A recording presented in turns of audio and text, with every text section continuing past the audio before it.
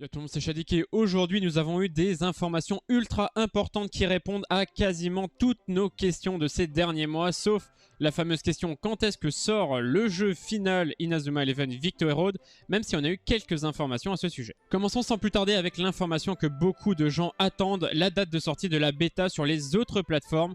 La réponse nous a été donnée dans une bande-annonce, ce sera tout simplement le 18 juillet, c'est-à-dire demain à l'heure où j'enregistre cette vidéo. Pour être plus précis, la bêta sortira à 13 h heure française. Cette bêta comprendra globalement la même chose que la version Switch, sauf pour l'histoire. Alors que sur Switch, nous avons eu un chapitre 1 condensé, sur les autres plateformes, nous aurons apparemment droit à un chapitre 1 en entier. Nous avions déjà eu des informations sur le contenu de la mise à jour 1.1.4 que j'ai résumé dans une précédente vidéo, donc je ne vais pas tout répéter ici. Allez voir ma vidéo pour plus de détails. Mais nous avons eu encore plus de nouveautés pour cette mise à jour. Tout d'abord, le contenu supplémentaire du mode histoire correspondra à une durée de 30 à 40 minutes supplémentaires. Le premier chapitre durait déjà environ 1h30 si on jouait tranquillement sans faire les quêtes secondaires. Cela signifie que chaque chapitre de Victory Road dure environ 2 heures avec 30 minutes de cinématique. Ensuite, grâce à cet ajout de contenu, nous aurons droit à de nouveaux combats focalisés incorporant des éléments de football comme on peut le voir dans la bande-annonce. Cela me fait me demander à quoi ressembleront les entraînements dans Victory Road.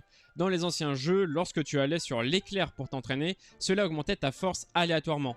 Dans les jeux Go, il fallait arrêter une roue pour savoir combien de points tu augmentais. Est-ce que nous aurons la même chose ici ou feront-ils comme dans Striker où les entraînements sont de véritables mini-jeux? J'aimerais vraiment que ce soit comme Striker car cela rendrait l'entraînement plus amusant et donnerait encore plus vie au jeu. De plus, nous pourrons sauvegarder notre progression dans le mode histoire contrairement à la version Nintendo Switch où ce n'était pas possible. Heureusement car avec 30 minutes de plus, c'était bête de ne pas l'avoir implémenté directement, mais bon. En plus, on a eu quelques petits détails supplémentaires, par exemple les coffres ballons afficheront la trajectoire de tir sous forme de pointillés, les uniformes et coupes de cheveux de certains personnages ont été ajustés, le mode histoire contiendra de nouveaux types de jetons, et enfin, sur le site de Victory Road, nous avons eu des détails techniques sur la bêta. Il vous faudra 7 Go sur PlayStation pour télécharger le jeu et 17 Go sur Steam. Une page tutoriel sur l'utilisation du cross-save a également été publiée en français.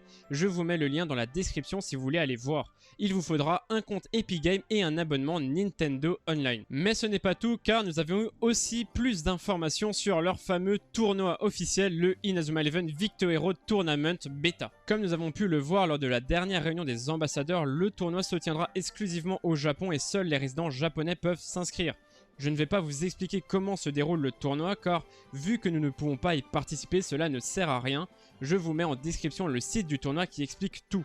Le site est en japonais mais vous pouvez peut-être le traduire avec votre navigateur. Pour les récompenses du tournoi, le gagnant aura le droit à une apparition dans le jeu en tant que personnage. Mais ce qui nous intéresse dans ce tournoi, c'est la finale qui se déroulera en public le 1er septembre prochain. Pourquoi cela nous intéresse-t-il? Tout simplement parce que nous savons qu'il doit y avoir un show dédié à Inazuma Eleven Victory Road cet été, durant lequel Level 5 nous annoncera deux nouvelles mécaniques, dont une que Level 5 décrit comme celle dont les fans rêvent depuis longtemps.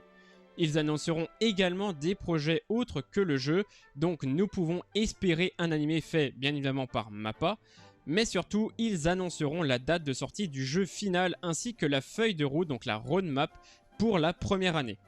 Nous espérons donc que Level 5 n'a pas oublié ce fameux show et qu'il se tiendra pendant cet événement le 1er septembre. Et voilà pour toutes les informations que nous avons reçues de la part de Level 5, mais pour ma part je vous informe que demain pour la sortie de la bêta sur Steam, je serai en live sur ma chaîne Twitch à partir de 21 h.